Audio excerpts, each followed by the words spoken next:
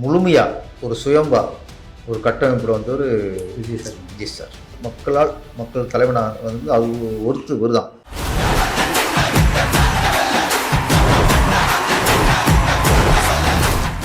Mass okay. இப்போ வந்து முதலமைச்சர் ஆகிட்டார். ஓகே. முதலமைச்சர் ஆகிட்டாங்க போது மாசுங்கிறத மாஸ் அப்படிங்கிறத மாண்பு கொஞ்சம் முக்கியம். விஜய் சார் வந்து சினிமாவுக்கு என்னென்னலாம் நல்லது பண்ணணும்னு நீங்கள் எதிர்பார்க்க? சினிமா ஒரு சில காலமாக ஒரு ஃப்ரீடம் இல்லை. ஓகே. சினிமாவோட சூழலும் சரியில்லை. தயாரிப்பாளர்கள் அவங்க சுதந்திரம் வேணும். எல்லா சுதந்திரமும் தியேட்டர் ஓனர்களுக்கு வேணும். யாரோட கட்டுப்பாடு நிமிஷமாக இருக்கக்கூடாது. முதலமைச்சருக்கு பதவி சாதாரண பதவி இல்லை. அதுக்கான போராட்டங்கள்லாம் ஒவ்வொருத்தரும் கடந்து வந்தவங்கலாம் எவ்வளோ போட்டிருக்காங்க. அண்ணாவாக இருக்கட்டும், அடுத்து கலைஞராக இருக்கட்டும், அடுத்து புரட்சித்தலைவர் எம்ஜிஆராக இருக்கட்டும், ஜெயலலிதாமாவாக இருக்கட்டும், ஸ்டாலினே அந்த அரசியலில் உட்கார்றதுக்கு எத்தனை வருஷம் எத்தனை காலம் போராட்டம். இவ்வளோ வசதி வாய்ப்புகள் இருந்தும் எல்லாத்தையும் விட்டுட்டு மக்கள் சேவைக்காக வந்து இன்றைக்கி முதல்வராக ஜெயிச்சிருக்காரு. இது வந்து மக்கள் சேவை செய்ய நினைக்கிற எல்லாருக்கும் இது வந்து முன்னுதாரணமாக இருக்குமா? சேவைங்கிறது முன்னுதாரணம் பின்னுதாரணம் இல்லை, அது பிளட்டில் இருக்கணும். அதே மாதிரி கடந்த ஆட்சி மேலே வந்து வைக்கப்பட்ட பெரிய விமர்சனம் என்னென்னா போதை கலாச்சாரம் ஒரு பக்கம், இன்னொரு பக்கம் பெண்கள் மீதான பாலியல் வன்முறை. இது ரெண்டையுமே விஜய் சார் முக்கியமாக கையில் எடுத்திருக்காரு. இதை அவரால் முழுமையாக செயல்படுத்த முடியும்னு நம்புறீங்க? இல்லை, அப்படி முடியும். ஜெயலலிதா ஆட்சியில் தான் ரெவல்யூஷன் ஒழிக்கப்பட்டது. ஆனால் இவங்க இங்கே இவங்க என்கவுண்டர் போட்டாங்க, நம்ம கேள்விப்பட்டு. இது ஆம்ஸ்டாங். அதுதான் நம்ம விஜய் சார்கிட்ட இந்த வருஷத்தில் நீங்கள் ஜெயலலிதாமாவை ஃபாலோ 1000 கோடி ஊழல், 2000 கோடி ஊழல்னா எவ்வளோ ஒரு ஈஸியாக போச்சு. இன்னைக்கு லட்சங்கிறது தான் மதிப்பீடு இல்லை. அது நம்ம வந்து மொத்தமாக நீங்கள் அப்படியே தியாகிகளெல்லாம் இருக்க முடியாது. சம்பாதிங்க, கொள்ளடிக்க. பிரைம் 9 டாக்கீஸ் நேயர்களுக்கு வணக்கம். நான் காவேரி மாணிக்கம். என்னோட இந்த நிகழ்ச்சியில் இயக்குனர் பேரரசு சார் இருக்காங்க. வணக்கம் சார். நான் நல்லா இருக்கேன் சார். நீங்கள் நல்லா இருக்கீங்களா சார்? விஜய் சார் வந்து முதல்வராக பதவி ஏற்றிருக்காங்க. உங்களுக்கு இதில் எவ்வளோ பெரிய சந்தோஷம் சார்? இதோட நம்மளுக்கான சந்தோஷம் ரொம்ப ரொம்ப சந்தோஷம். நமக்கு தெரிஞ்சவர், நம்ம டேஷன் பண்ணவர், அப்படி ஒருத்தர் இன்றைக்கி சிஎம் ஆகும்போது அதை விட பெருமை நமக்கு எதுவுமே இல்லை. சினிமாவிலேருந்து சிஎம் ஆகியிருக்காரு அப்படின்னு எல்லோரும் சினிமாக்காரங்க எல்லோரும் கொண்டாடுறாங்க. இந்த கொண்டாட்டத்தை நீங்கள் எப்படி பார்க்குறீங்க? இல்லை, கண்டிப்பாக நம்ம சினிமாக்காரனா சந்தோஷம் தானே. புரட்சித்தலைவர் எம்ஜிஆர், புரட்சித்தலைவி ஜெயலலிதா, அந்த வருஷம் சினிமா துறையிலேருந்து விஜய் சார் வந்துருக்காரு. எல்லாருக்குமே ஹாப்பி தான். Okay sir. ஆமாம், அது நிறைய எதிர்பார்ப்பும் இருக்குது. அது ஒன்று இருக்குது. அது போகும்போது தான் எனக்கு கேட்பாங்க, கோரிக்கைகள் நிறையா இருக்குது. ஓகே. சினிமா ஒரு சில காலமாக ஒரு ஃப்ரீடம் இல்லை. ஓகே. சினிமாவோட சூழலும் சரியில்லை.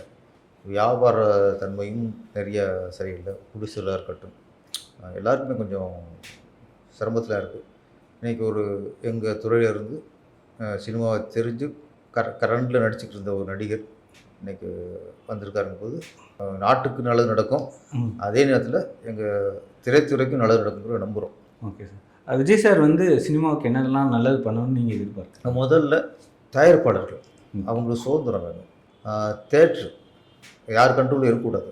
ஆமாம், ஒரு தயாரிப்பு வந்து எந்த தேட்டரில் ரிலீஸ் பண்ணுறாங்கிறது அவங்க முடிவு பண்ணிக்கணும். ஒரு தேட்டர் ஓனர்ஸ் வந்து எந்த படத்தை நம்ம வந்து ரிலீஸ் பண்ணுறோம், எந்தெந்த படம் 3 ஷோ, எந்தெந்த படம் 3 ஷோ போடுறோம் அப்படிங்கிற எல்லா சுதந்திரமும் தேட்டர் ஓனர்களுக்கு வேணும். நான் சொல்கிறேன், வியாபாரத்திலும் மற்ற இந்த ரிலீஸிலும் எல்லாத்துலேயுமே ஒரு சுதந்திரம் வேணும். யாரோட கட்டுப்பாடு நிமிஷமாக இருக்கக்கூடாது. இப்போ ரொம்ப நிம்மதி பெருமூச்சா. ஆனால் இப்போ வெளியே நிறைய பேர் சொல்ல மாட்டாங்க.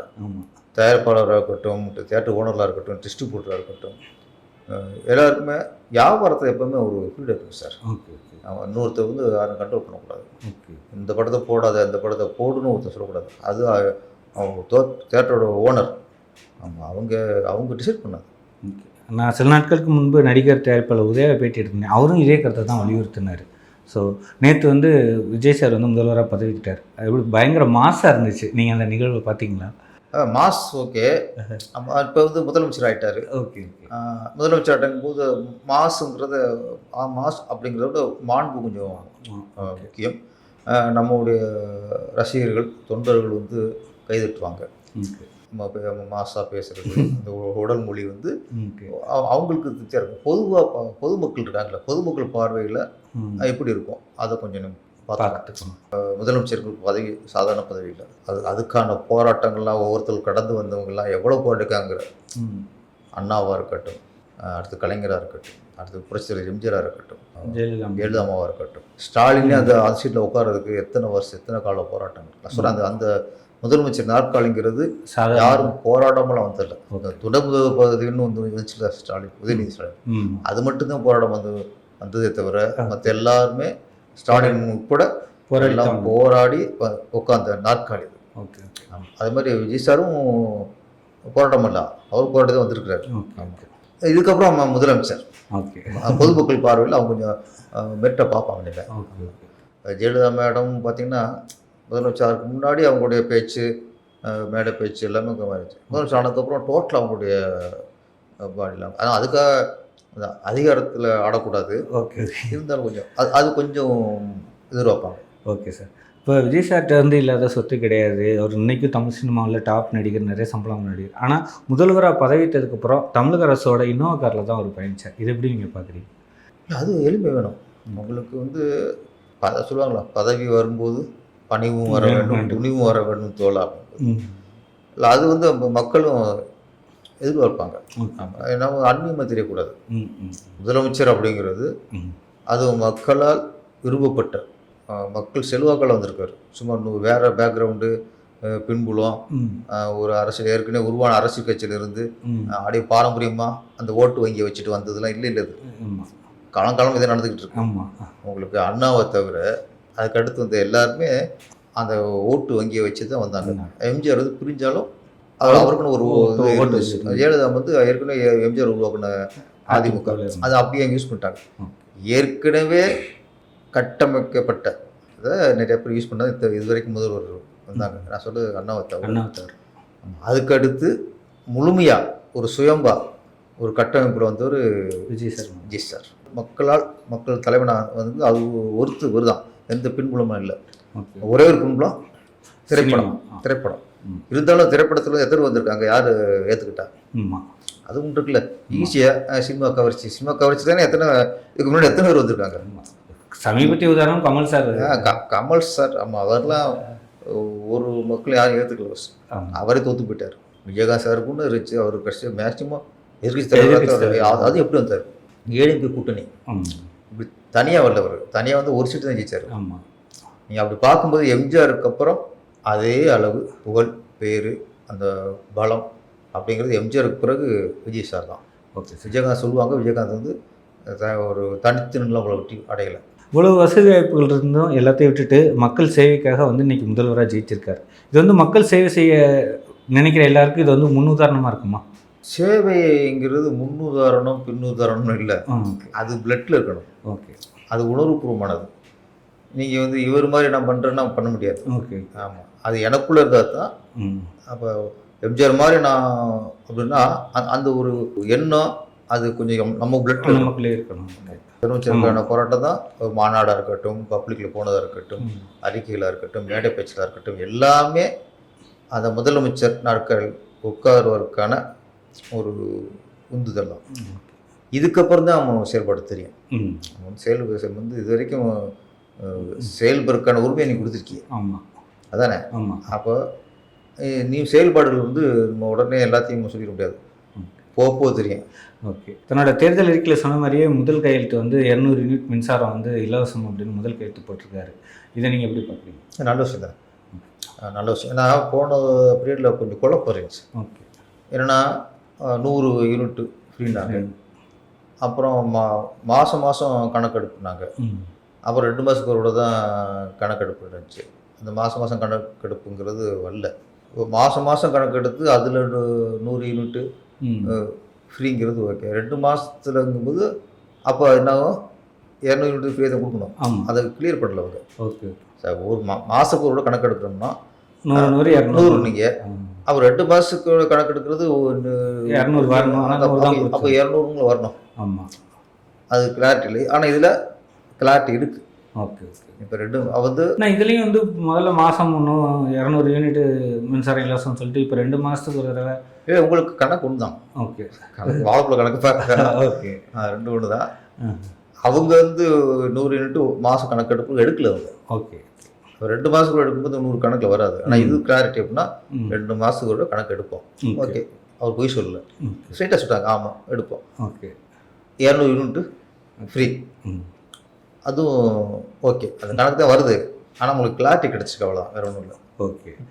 அதே மாதிரி கடந்த ஆட்சி மேலே வந்து வைக்கப்பட்ட பெரிய விமர்சனம் என்னென்னா போதை கலாச்சாரம் ஒரு பக்கம், இன்னொரு பக்கம் பெண்கள் மீதான பாலியல் வன்முறை. இது ரெண்டையுமே விஜய் சார் முக்கியமாக கையில் எடுத்திருக்காரு. இதை அவரால் முழுமையாக செயல்படுத்த முடியும்னு நம்புறீங்க? இல்லை, அப்படி முடியும்.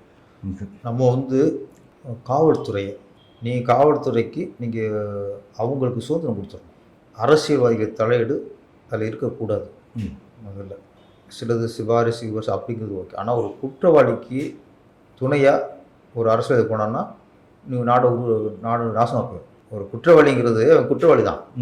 திருட்டு குற்றம் பண்ணுறானா, பொண்ணை கற்பழிச்சானா, கொள்ளை அடித்தானா, கொலை பண்ணானா, கொலை குற்றவாளி தான். நீங்கள் அவனை போய் அரசியலை பார்த்துட்டு எங்கள் கட்சிக்காரன் அவன் பார்த்தீங்கன்னா முடிஞ்சு வச்சு சார். ஜெயலலிதா வந்து ஃப்ரீடம் கொடுத்தாங்க. ஆமாம், அதனால் பாரு, ஜெயலலிதா ஆட்சியில் தான் ரெவல்யூஷன்லாம் ஒழிக்கப்பட்டது. என்கவுண்டரில் கடைசி என்கவுண்டர் போட்டு தந்தது அந்த அம்மா தான், ரெவடிங்கில். ஆனால் இவங்க என்கவுண்டர் போட்டாங்க, நம்ம கேள்விப்பட்டு. இது ஆம்ஸ்டாங் கையில் இருக்கவனை இவங்க 10-20 போலீஸ் கூட்டி போறிய, அவனை போய் என்கவுண்டர் போறிய, பிடிவிட்டான். உங்கள் கண்ட்ரோலாக இருக்கான், ஒரு இடத்துக்கு கூட்டி போகிறாங்க, இந்த இடத்த காட்ட போகிறோம்ட்டு. அவனை என்கவுண்டரில் போகிறதுக்கு சிட்டிக்குள்ளே எப்படி நம்புகிற மாதிரி இருக்கும், புரியுது? அப்போ என்கவுண்டரே உங்களுக்கு போலியானது இருக்கும்போது எப்படி நாடு உருப்பிடும்? என்னை பொறுத்த வரைக்கும் இந்த விஷயத்தில் நீங்கள் ஜெயலலிதாவை விஜய் சார் ஃபாலோ பண்ணணும். ஓகே. ஆமாம், காவல்துறைக்கு நீங்கள் முழு சுதந்திரம் கொடுத்துருங்க. குற்றவாளிகள் எந்த கட்சிக்காரனாக இருந்தாலும் சரி, அது குற்றவாளி தான். முதல்ல குற்றம் செய்கிறவங்களுக்கு, தப்பு பண்ணுறவங்களுக்கு முதல்ல பயம் வேணும். பயம் எங்கே போகுது? நம்ம பண்ணால் ஒன்றும் பண்ண முடியாது, நமக்கு மேலே ஆள் இருக்குது, போலீஸ் ஆள் இருக்குது, அரசியல்வாதி எம்எல்ஏ இருக்கான், வாரியம் இருக்கான், அப்படிங்கும்போது பயம் வரும். அந்த பயத்தை இந்த ஆட்சி உண்டாக்கணும். அதுதான் நான் விஜய் சார்கிட்ட இந்த வருஷத்தில் நீங்கள் ஜெயலலிதாவை ஃபாலோ பண்ணணும்.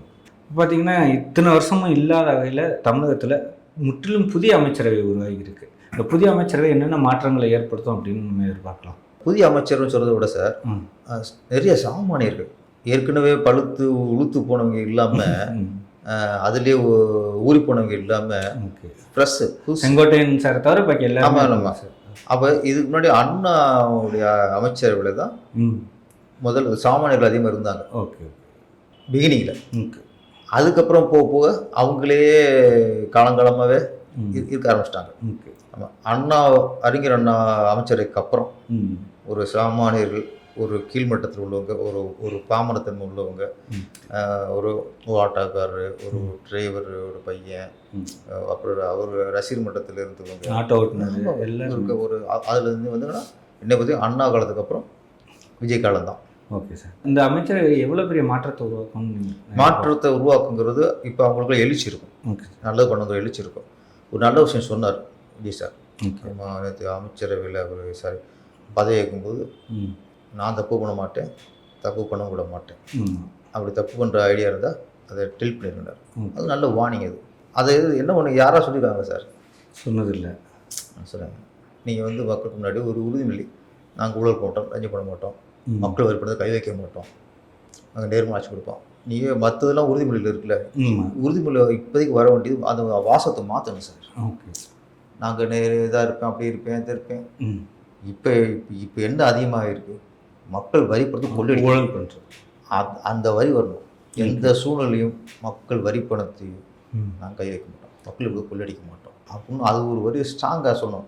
அப்போ இவங்க ஒரு பிரச்சாரத்தப்போ எல்லாரும் சேர்ந்து ஒரு உரிமை சொன்னாங்க விஜய் சார். இதெல்லாம் ப்ளஸ்ஸு.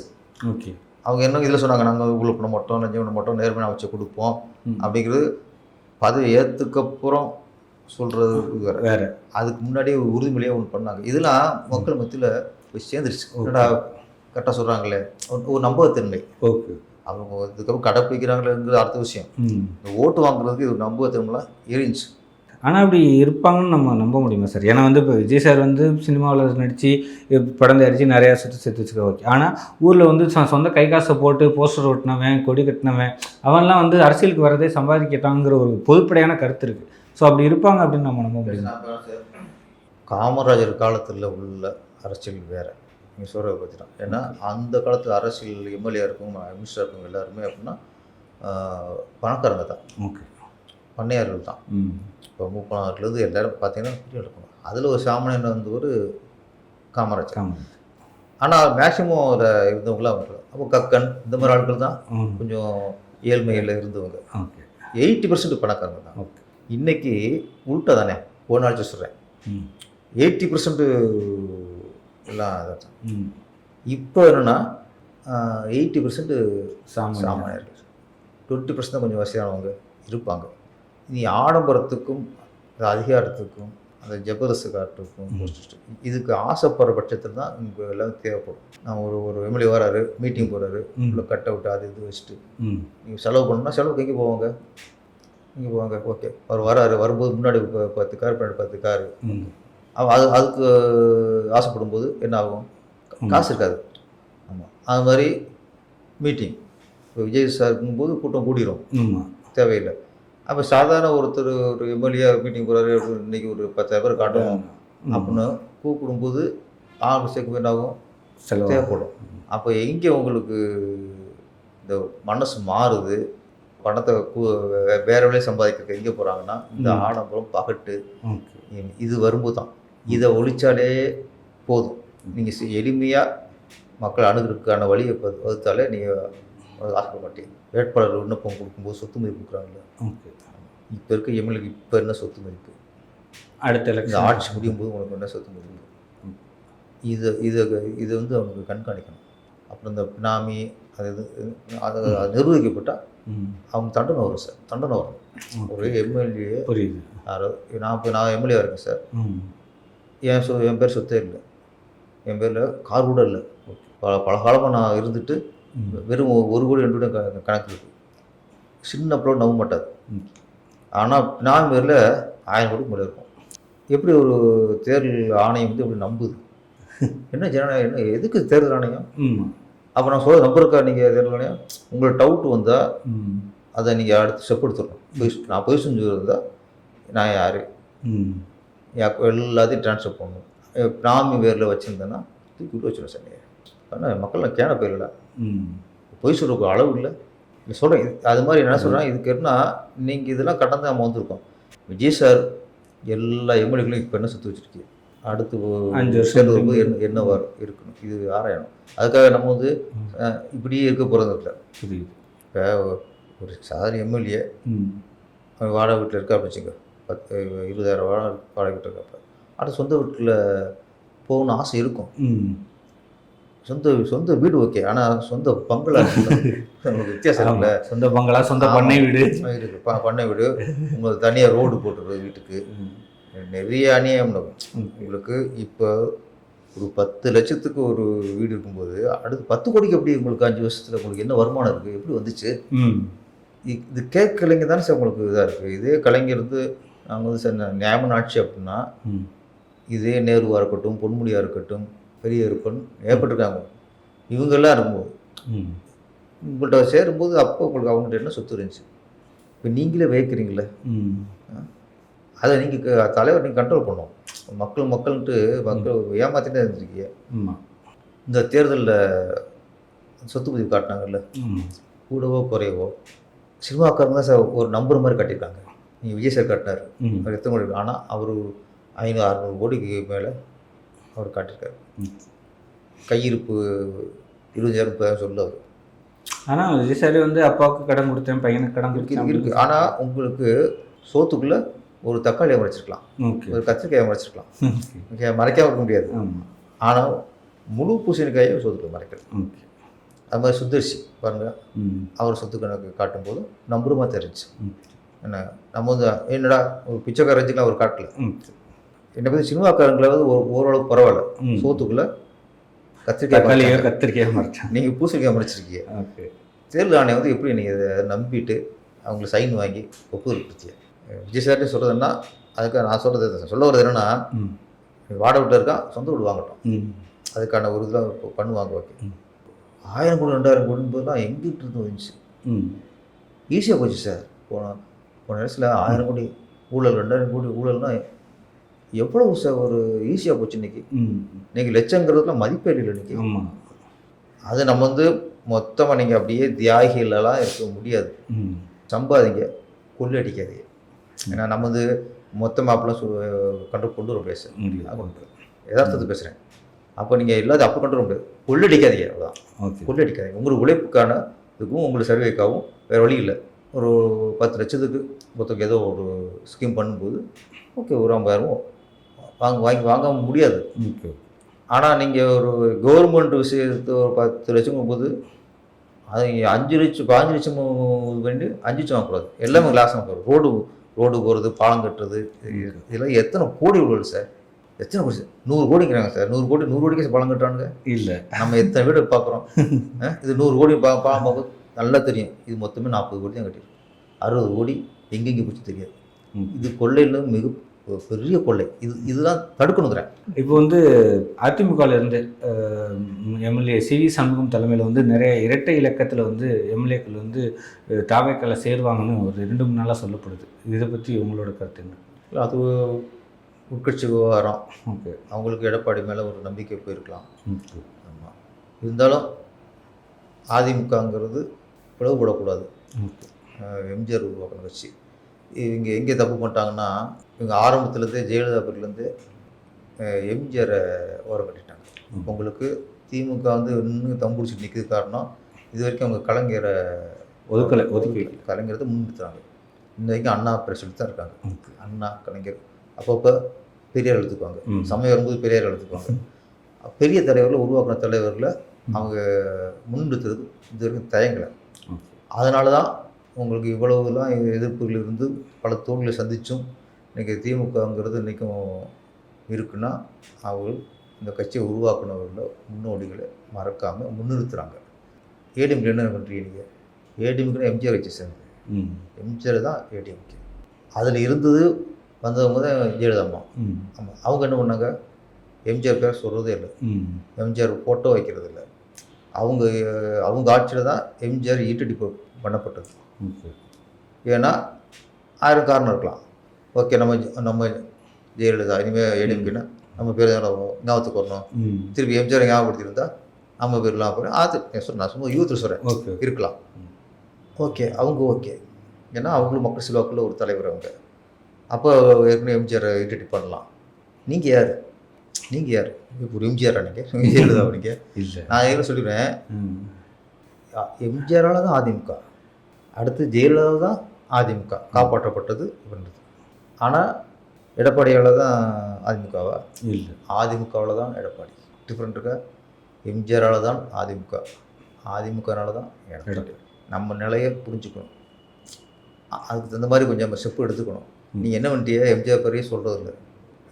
இப்போ அம்மா பெருமை விட்டாங்க. இப்போ நீங்கள் திருப்பி இப்போ சொல்கிறேன், நீங்கள் ஒன்றிணைஞ்சு நீங்கள் எம்ஜிஆரை முன்னிறுத்துங்க, திருப்பி பலம் வரும். நீங்கள் எம்ஜிஆர்லாம் அது இல்லாமல் நீங்கள் திருப்பி நம்ம தான்னா வராது. அப்போ எம்ஜிஆர் முன்னிறுத்தினா அதிமுக ஆட்சிக்கு வந்துடும். இங்கே சார் எப்பவுமே நன்றின்னு ஒன்று சார். புரியுது. ஆனால் இந்த காலத்து இளைஞர்களுக்கு எம்ஜிஆர் யாருன்னே தெரியாது சார். ஏற்கனவே ஓட்டு போட்டேன்னு போடல. ஏன் போடல? இப்போ அந்த இளைஞர்கள் வந்து ஓட்டுக்கு வந்து பூரா விஜய்க்கு போட்டாங்க. இவங்க ஏடிஎம்கே தான் போடுவாங்கன்னு நிச்சயம். திமுகவும் போட்டுக்கலாம். ஏற்கனவே அந்த ஓட்டு வைக்க எப்படி உங்களுக்கு கரைஞ்சது? எம்ஜிஆருடைய விசுவாசிகள் அதிமுக மேலே ஈரோடு உள்ளதான் ஓட்டு போட்டான். அந்த ஓட்டு வைக்க இப்போ எப்படி குறைஞ்சி உங்களுக்கு ஆன்சரே உங்களுக்கு சார் ஒன்று சொல்லும் போதே எங்களுக்கு நம்பிக்கை வரும் சார். அங்கேயே கலைஞர்னு எல்லாத்துக்கும் கலைஞர் பேர் வைக்கிறது, கலைஞர் செலவு வைக்கிறது, தெரு பேர் சொல்கிறது. என்னன்னா அந்த தொண்டர்களையும் அங்கே நம்புனவங்களையும் உற்சாகப்படுத்துறது, நாங்கள் உங்களுக்கு விசுவாசம் உங்களுக்கு காட்டிக்கிறது. நீ யாராவது எம்ஜிஆர் விசுவாசம் உங்களுக்கு சொல்ல முடியுமா? ஜெயலலிதா விசுவாசம் யாராவது மக்கள் நினைப்பாங்களா? நினைக்க மாட்டாங்க. எப்படி போகுது அது? நீங்கள் அவங்களை யூஸ் பண்ணாத வரைக்கும் போயிட்டு தான் சார் இருக்கும். இது வந்து ஏடிஎம்கே வந்து கட்சிலாம் அழிஞ்சிடக்கூடாது, நம்ம திமுக அழிஞ்சிடக்கூடாது சொல்கிறேன். ஏன்னா உங்களுக்கு நீங்களே வலுவாக இருந்தால் தான் ஆளுங்கட்சி கரெக்டாக இருப்பாங்க. எதிர்கட்சி வலு இருந்துச்சுன்னா ஆளுங்கட்சிக்கு இப்படி யார் கேள்வி வைப்பா? அவங்களுக்கு எப்படி ஒரு ஒரு பயம் வரும். ம். எதிர்க்கட்சிகள் வலுவாக இருந்த பட்சத்தில் நாட்டுக்கு நல்லது. ஓகே. வலு இல்லாமல் ஒன்றும் இல்லாமல் போச்சுன்னா அவங்களுக்கு ஆளுச்சு நல்லது. ஒரே உதாரணம் செய்கிறேன். ம். 91 ராஜீவ்காந்தி இறந்த பீரியட். ஏடிஎம்கே காங்கிரஸ் கூட்டணி ஃபுல்லாக அவங்க ஜெயிக்கிறாங்க. ஒரே ஒரு சீட்டு தான் திமுக ஜெயிச்சது சட்டசபை தேர்தலில். ம். கலைஞர் மட்டும் ஜெயிக்கிறார். அப்போ சட்டசபைக்குள்ளே இவங்க தான் ஃபுல்லாக இருக்காங்க. வந்தால் கலைஞர் மட்டும் தான் உள்ள ஒரு ஆள் வரணும். வர முடியுமா? வர மாட்டாங்க. சட்டசபை வரவே இல்லை. ஒரு கடைசி வரைக்கும் 5 வருஷமா ம். அப்பப்போ கையெழுத்து போடுவார். அப்படியே வீட்டுக்கு போயிடுவார். அப்போ அந்த அந்த சீசனில் அந்த அம்மாவுடைய ஆட்டம் சர்வாதிகாரம் பயந்தாங்க சார். எல்லோரும் பயந்தாங்க. எப்படி ஏன்னா அவ்வளோ ஆளும் பேச முடியாது. பேசினா முடிஞ்சிச்சு. கஞ்சா கேஸ் அப்படிலாம் இருந்துச்சு. ஏன் இருந்துச்சு யோசிச்சு பாருங்க. ஏன் நம்ம ஏன் அவ்வளோ சரியாகிறோம்? வளர்க்கும் போது திரும்பணும். எதுக்கு இல்லை சார், எதுக்கு சுத்தமாக இல்லை. நாங்களாவது வலுவாக இருக்கும்னு சொல்கிறேன். எதுக்கு ஒன்று உள்ள இருக்கிறது தான் வலுவாக இருந்தது, இப்போ பழுவாக இருக்குது. அங்கே தான் நம்முடைய ஆணம்.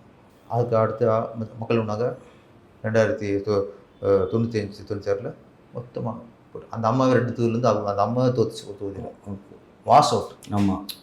ஏன் சொல்கிறேன்னா உங்களுக்கு அப்படி இல்லைன்னா சர்வாதிகாரம் ஆயிரும். அதுக்கு உதாரணம் 91 ஜெயலலிதா ஆட்சி தான். அதுக்கு அடுத்து வரும்போது கொஞ்சம் பர்கூர்லேயே அவங்க தோல்வி அடைஞ்சிட்டாங்க.